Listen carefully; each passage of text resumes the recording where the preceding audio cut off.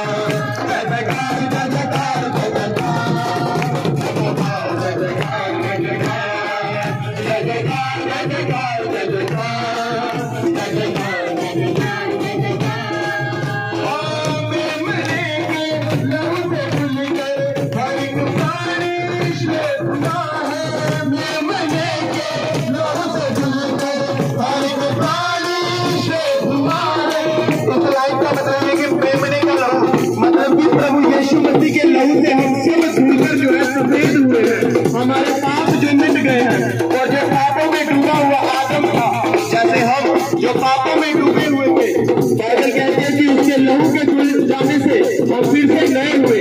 जो आगे से हम भटक गए थे, उसके बदल से हमने महिमा को पाया है। आमीन। लहू से धुलकर हर एक प्राणी श्वेत